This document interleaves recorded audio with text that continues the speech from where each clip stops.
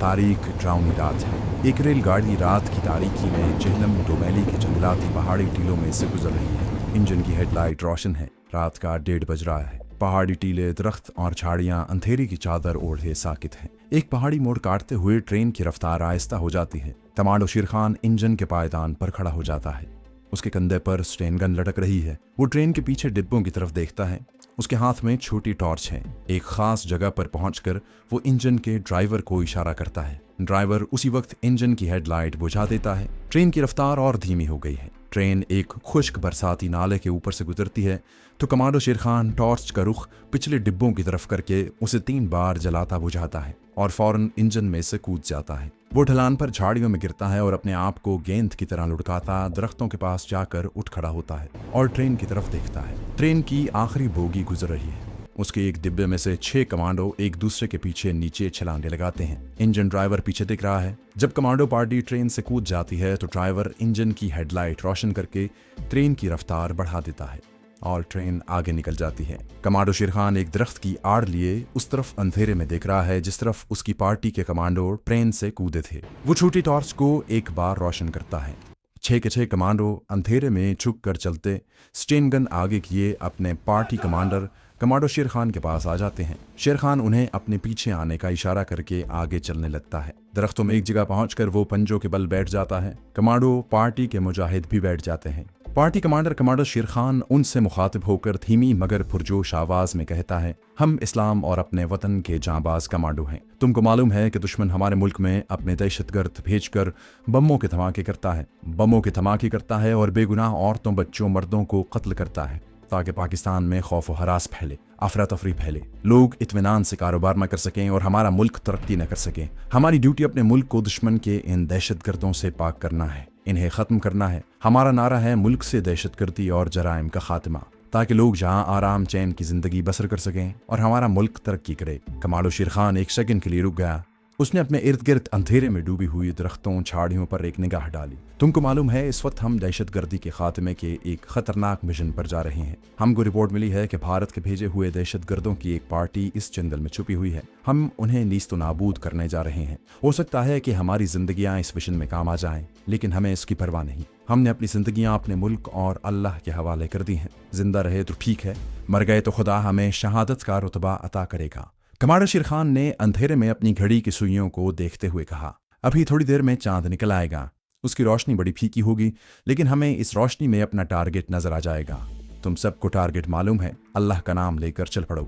आपस में बोलचाल बिल्कुल बंद। खांसी आए, छींक आए तो मुंह में कपड़ा ठूंस कर उसे दबा दो। तुम जानते हो तुम्हें क्या करना है। 6 फुट का फासला रखकर निस्फ दायरे में सिंगल लाइन एडवांस। शेर खान स्टेन गन को पोजीशन में लेकर आगे चलने लगा।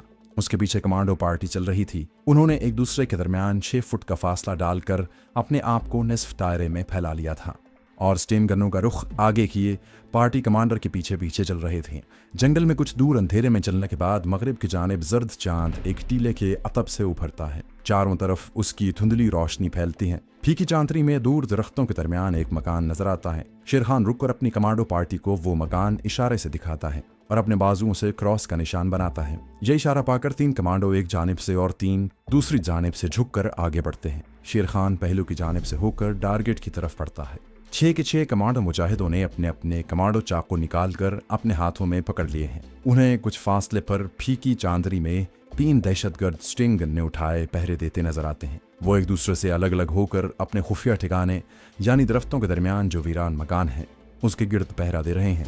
उन्हें देखकर 3 कमांडो झुककर चलते मकान के अकब की तरफ चले जाते हैं। बाकी के 3 कमांडो पहरा देते दहशतगर्दों की तरफ बढ़ते हैं। उन्होंने एक दूसरे को खुफिया इशारे से बता दिया है कि कौन किस दहशतगर्द पर हमला करेगा। एक दहशतगर्द हाथ में स्ट्रेन गन लिए एक दरख्त के पीछे खड़ा है। हर तरफ सन्नाटा छाया हुआ है। दहशतगर्दों के खुफिया ठिकाने पर भी गहरी खामोशी छाई हुई है। दहशतगर्द 2-3 सेकंड दरख्त के पास खड़ा रहता है, फिर आहिस्ता से टहलने लगता है। एक कमांडो मुजाहिद उसके अकब में पहुंच चुका है और एक झाड़ी की ओट में बैठा दहशतगर्द की नकलो हरकत नोट कर रहा है। दहशतगर्द चंद कदम चलकर रुक जाता है। उसके करीब ही एक कटा हुआ दरख्त पड़ा है। वो उस पर बैठ जाता है। कमांडो मुजाहिद की आंखें धुंधली चांदनी में दहशतगर्द पर जमी हुई हैं। वो आवाज पैदा किए बगैर भूखे शेर की तरह दबे पांव 1-1 इंच आगे बढ़ता है। खुला हुआ चाकू उसके हाथ में है।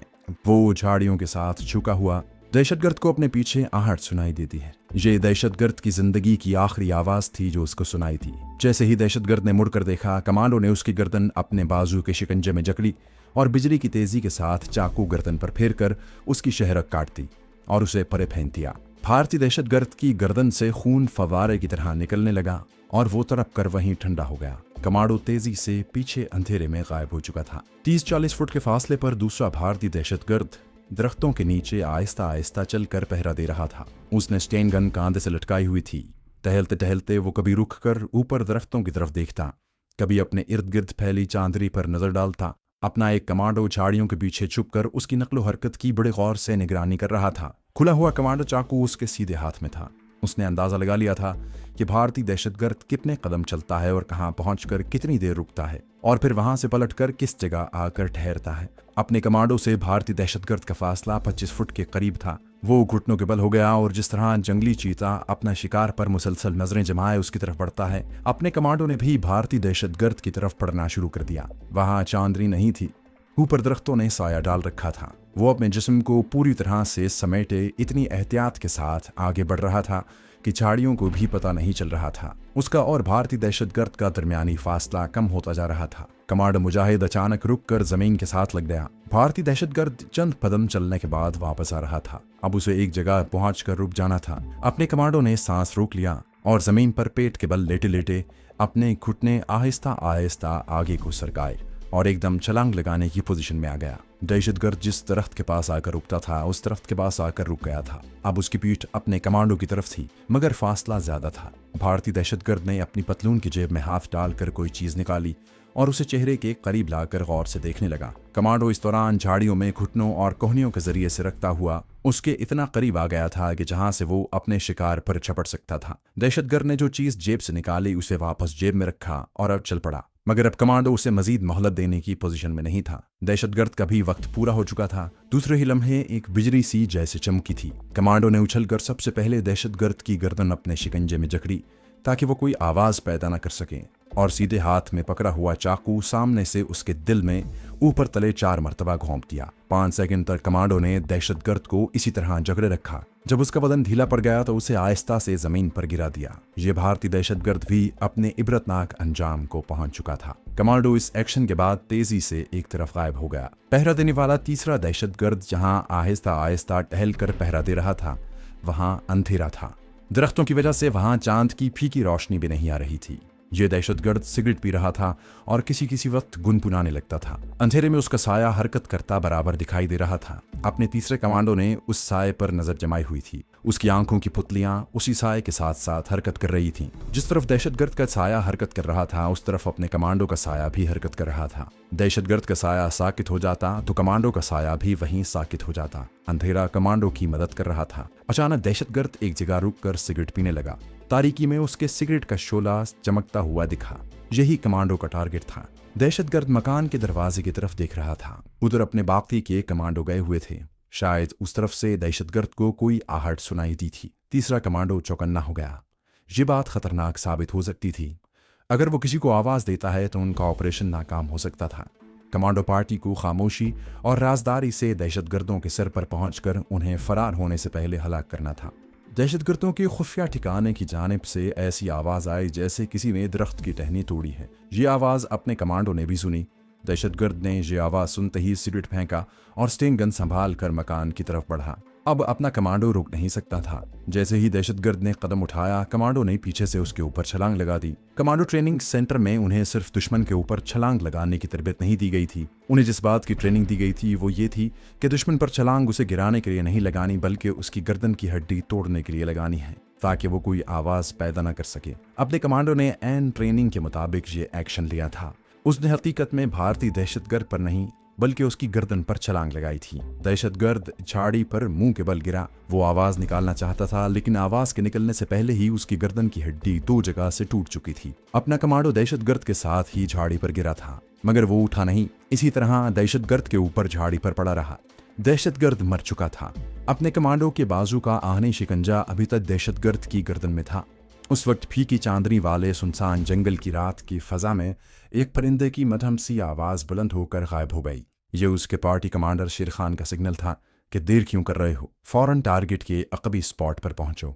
तीसरे कमांडो ने अपना बाजू मुर्दा दहशतगर्द की गर्दन से निकाला, स्टेन गन उठाई और झुक झुक कर तेजी से दौड़ता हुआ दरख्तों की एक खास समत को गायब हो गया। इस दौरान शेर खान और पार्टी के बाकी कमांडो दहशतगर्दों के खुफिया ठिकाने वाले मकान की अकबी दीवार से 50 फुट के फासले पर एक गुंजान दरख्त के नीचे पहुंच चुके थे। ये कमांडो पार्टी अपने कमांडो शेर खान के पीछे टारगेट की तरफ बढ़ी। वो एक कौस बनाकर टारगेट की तरफ बढ़ रहे थे। चांद मगरबी उफक पर थोड़ा ऊपर आने के बाद गुरूब होना शुरू हो गया था। वो दरख्तों के पीछे हो गया था और उसकी फीकी चांदनी और ज्यादा धुंधली हो गई थी। सातों कमांडो उस जगह पर आ गए जहां दरख्तों की आखिरी कतार थी।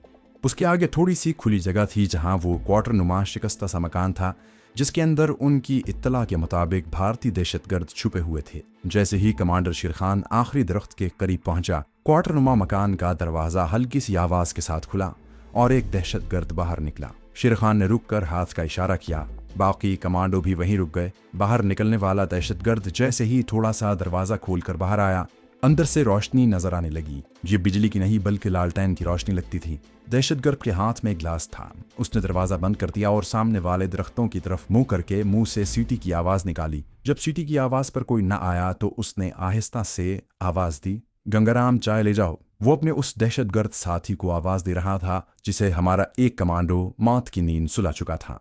जब गंगाराम ने भी कोई जवाब न दिया तो मकान से बाहर निकलने वाले दहशतगर्द ने जरा बुलंद आवाज से दूसरे दहशतगर्द को आवाज दी, ओए रघुनाथ, बिशंबर दास, ओए सो मर गए हो। इस पर भी जब गंगाराम, रघुनाथ और बिशंबर दास ने कोई जवाब न दिया तो उसे कुछ शक पड़ा। उसने फौरन चाय का ग्लास एक तरफ फेंक कर स्टेन गन संभाली और पोजीशन बनाकर दरख्तों की तरफ बढ़ा। उस दहशतगर्द से पहले निमटना जरूरी हो गया था। शेर खान ने अपने एक कमांडो साथी को इशारा किया। कमांडो ने अपनी जैकेट के सामने वाली जेब से साइलेंसर चढ़ी हुई पिस्तौल निकाली और अंधेरे में स्टेन गन पकड़े दरख्तों की तरफ से जाते दहशतगर्द की मूविंग यानी हरकत करते टारगेट को निशाने में लेकर फायर कर दिया। पिस्तौल पर चढ़े हुए साइलेंसर की वजह से फायर का धमाका ज्यादा न हुआ। मूविंग टारगेट गिर पड़ा। यह कैसे हो सकता था कि कमांडो शेर खान मूविंग यानी हरकत करते टारगेट पर फायर करे और गोली टारगेट पर न लगे। जैसे ही दहशतगर्द जमीन पर गिरा, कमांडर शेर खान ने खुफिया ठिकाने पर अटैक का इशारा किया और सबसे पहले खुद दौड़ता हुआ मकान के दरवाजे के पास आया। उसने जोर से लात मारकर दरवाजा चौपट खोल दिया, अल्लाह अकबर का नारा बुलंद किया और अंदर घुसकर अंधाधुंध स्टेन गन के ब्रेस्ट फायर करने शुरू कर दिए। बाकी के कमांडोज भी कमरे में घुस चुके थे और जलती हुई लालटेन की रोशनी में जमीन पर बिछी हुई दरी पर बैठे दहशतगर्दों पर स्टेन गनों की बौछारें फायर कर रहे थे। सिर्फ 6-7 सेकंड के अंदर अंदर भारतीय दहशतगर्दों की खून में नहाई हुई लाशें एक दूसरे के ऊपर पड़ी सिसक और तड़प रही थीं। 3 कमांडो दौड़कर दरवाजे के बाहर गए और पोजीशन संभाल ली कि फायरिंग की आवाज पर उनके साथी किसी तरफ से निकल कर न आ जाएं। शेर खान ने झुककर देखा। दड़ी पर एक रजिस्टर के साइज का मोमी कागज पड़ा हुआ था। उस पर नीली और सुर्ख लकीरें और दायरों में नक्शा बना हुआ था। जाहिर है ये उन जगहों का नक्शा था जहां इन दहशतगर्दों ने बमों के धमाके करने थे और दूसरी तकरीबी कार्रवाइयां करनी थीं। शेर खान ने वो नक्शा तय करके कमांडो दिलदार को दिया और कहा, ये नक्शा तुम कमांडिंग ऑफिसर साहब को पेश करोगे। उस कमरे या कोठरी की दीवार के साथ एक चारपाई बिछी हुई थी। चारपाई उठाकर परे फेंक दी। उसके नीचे भारी मिकदार में असलहा और गोला बारूद का जखीरा और 7 क्लैशनकोफें और उनके मैगजीन थे। कमांडो शेर खान ने दरवाजे की तरफ मुंह करके आवाज दी, मियाँ खान, दिलदार अहमद, बाहर पड़ी हुई लाशों को घसीट कर अंदर ले आओ जल्दी। ये उन दहशतगर्दों की लाशें थी जिन्हें अपने कमांडोज ने एक्शन शुरू होने से पहले हलाक किया था। शेर खान ने अपने नायब कमांडो गुल खान से कहा, लाशों को चेक करो, अगर कोई अभी भी जिंदा है तो उसके सर में शूट करो। कमांडो मियाँ खान और कमांडो दिलदार अहमद दरख्तों के नीचे अलग अलग पड़ी हुई दहशतगर्दों की लाशों को घसीटते हुए कोठरी के अंदर ले आए। गुल खान ने कोठरी के अंदर वाली दहशतगर्दों की लाशों को चेक करने के बाद शेर खान को रिपोर्ट की, सर दुश्मन का कोई आदमी जिंदा नहीं है। ठीक है, कोठरी को बंद करके अपना ताला लगाओ, लालटेन को बुझा दो। लालटेन उसी वक्त बुझा दी गई। कमांडो पार्टी कोठरी से बाहर आ गई। कमांडो गुल खान ने कोठरी को ताला लगा दिया। शेर खान ने कमांडो दिलदार खान से कहा, दिलदार खान, तुम दिल निकलने से पहले पहले ट्रक लेकर आओगे और असलहा और लाशें इसमें डालकर ट्रक को अच्छी तरह से ढककर हेडक्वार्टर रिपोर्ट करोगे। ठीक है सर, दिलदार खान ने कहा। कमांडो शेर खान ने स्टिंग गन वाला हाथ ऊपर उठाकर कहा, हमारा मिशन अल्लाह के फजल से मुकम्मल हो गया है, वापस हेडक्वार्टर की तरफ चलो।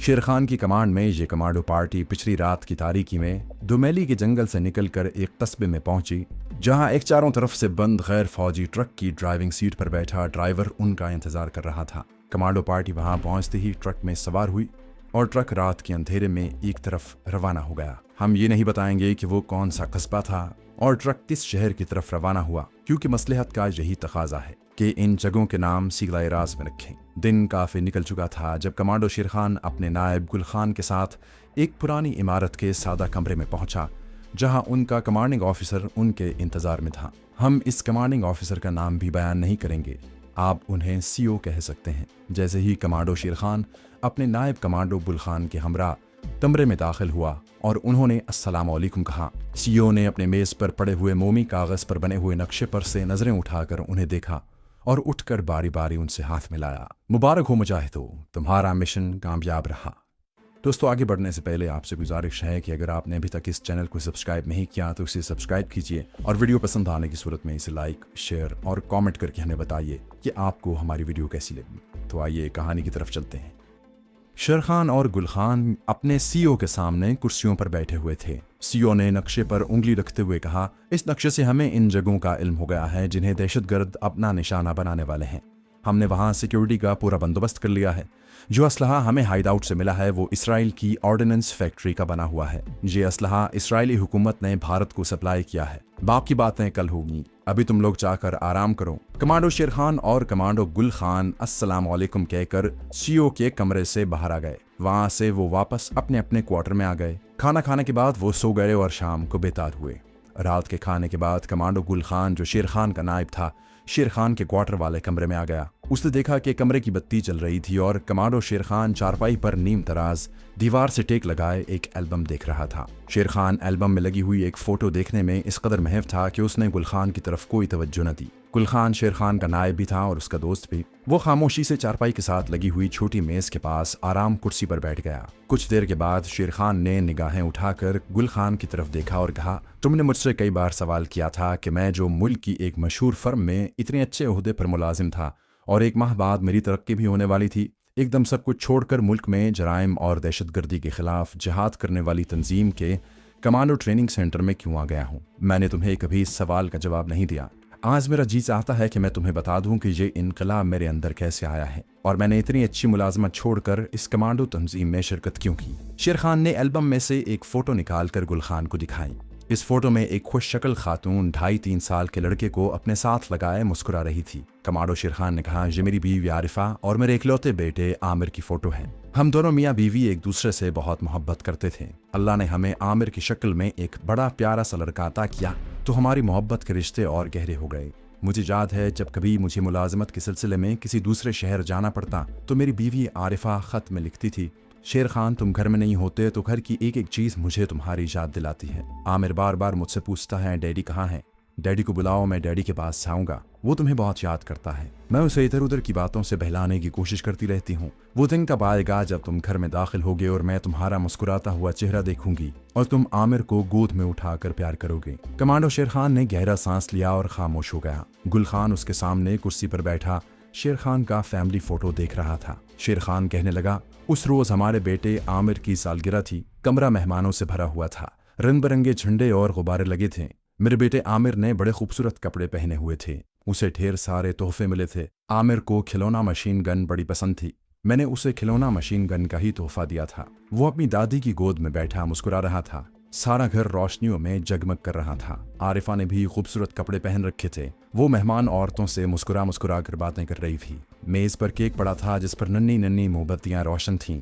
फिर आरिफा ने बेटे आमिर को गोदी में उठाया और केक के पास ले जाकर कहा, आमिर बेटा फूंक मार कर मोमबत्तियां बुझाओ। आमिर ने आहिस्ता से फूंक मारी। सिर्फ एक मोमबत्ती बुझी, बाकी की मोमबत्तियां आरिफा ने बुझा दी। सब ने तालियां बजाकर सालगिरह की मुबारकबाद दी। Happy birthday to you. मेहमानों में केक काट कर तकसीम किया गया। चाय आ गई। नन्ना आमिर दादी की गोदी में बैठा खिलौना मशीन गन का ट्रिगर दबाकर खेल रहा था। मशीन गन की नाली में से तड़तड़ की आवाज के साथ शरारे से निकलते, जिन्हें देखकर आमिर बहुत खुश होता। सालगिरह की तकरीब रात गए तक जारी रही। फिर एक एक करके सारे मेहमान सालगिरह की मुबारकें देते रुखसत हो गए। मैं, मेरी वालिदा और आरिफा बेटे आमिर को लेकर अपने बेडरूम में आ गए। बेटा आमिर बार बार खिलौना मशीन गन को चला रहा था और खुश हो रहा था। फिर अचानक खिलौना मशीन गन बंद हो गई। बेटा आमिर रोने लगा, डैडी ये खराब है। आरिफा ने कहा, लाओ मुझे दिखाओ। उसने भी चलाने की कोशिश की मगर खिलौना मशीन गन न चली। फिर मैंने उसे चेक किया। मालूम हुआ कि उसके सेल पुराने थे जो अब काम नहीं कर रहे। मैंने कहा मैं अभी मार्केट में जाकर नए सेल लेकर आता हूँ। उस वक्त बाहर आसमान पर बादल छा रहे थे और हल्की हल्की बिजली भी चमकने लगी थी।